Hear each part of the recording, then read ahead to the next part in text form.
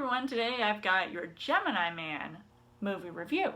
A retired assassin discovers that he has a clone who knows his every move.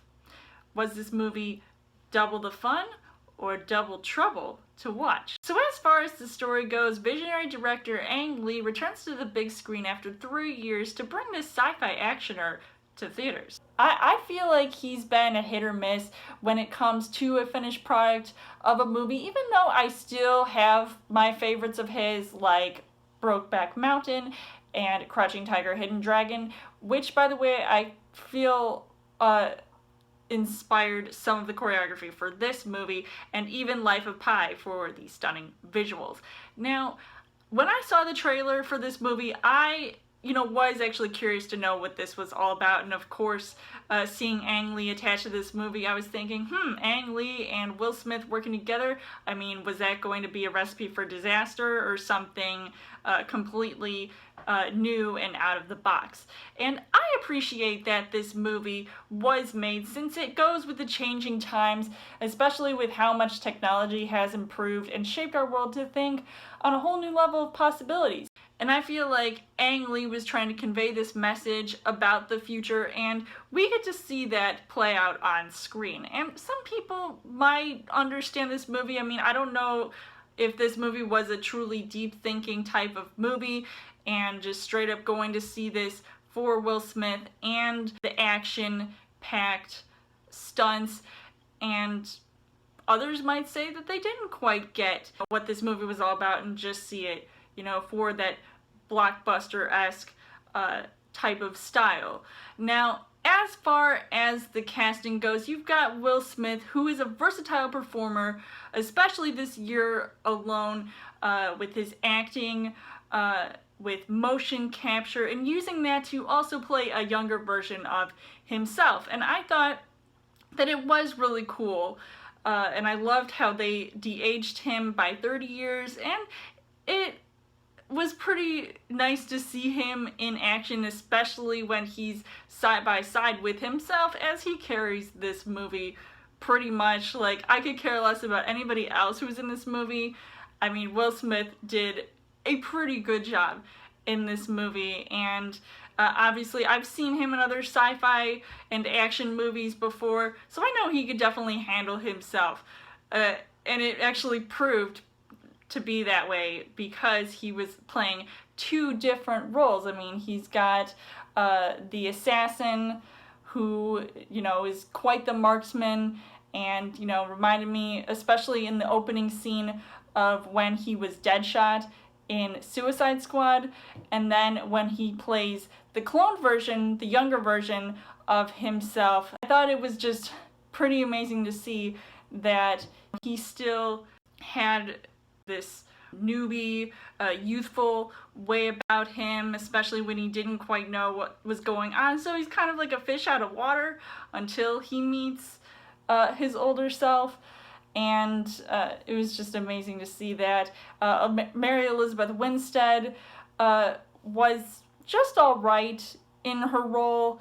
I mean, personally, when she was in fighting mode, it really makes me slightly worried to see her in the upcoming Birds of Prey movie.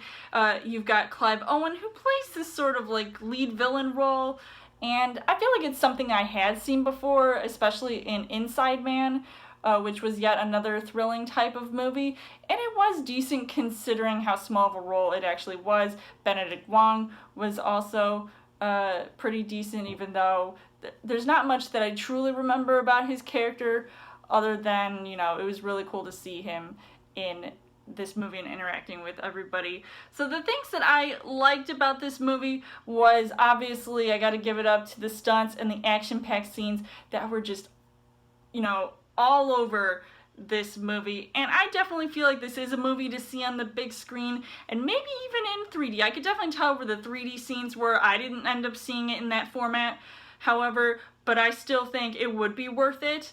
So I can't exactly speak for, the 3D moviegoers who ended up seeing it that way, but I, think it might not be that bad. I'm usually, impartial to seeing movies in 3D unless it's going to be really, really good. So I might end up seeing it again in 3D just to see what's what that's all about, but I'd say see it in the biggest screen possible. And like I said, it looked really cool with the way it was shot. The cinematography alone just made me want to go all over the world when they were globetrotting and going to all of these really cool places and really discovering, you know, what is the sole purpose as to why Will Smith got cloned in the first place. And I thought it was all just really interesting to see how the story was all going to unfold. So it really had me on the edge of my seat. But unfortunately, the things that I didn't really like about this movie was that sometimes it looked ridiculous and blatantly fake in some of the visual shots, especially during some of the fight sequences, and it was almost dizzying to watch. However, it could also be considered a good thing because you might want to feel like you're on this like thrill ride, especially with this action type of movie.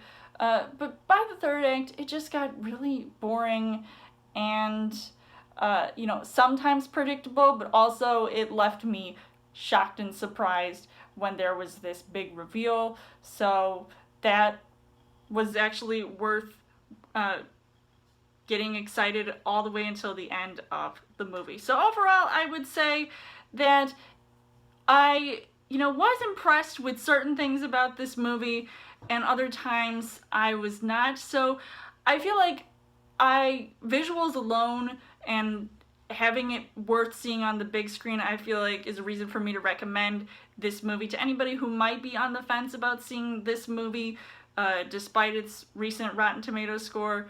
But I actually enjoyed myself watching it. So I would give this 3 hearts on the heart rate scale. So let me know in the comments what you guys thought of Gemini Man.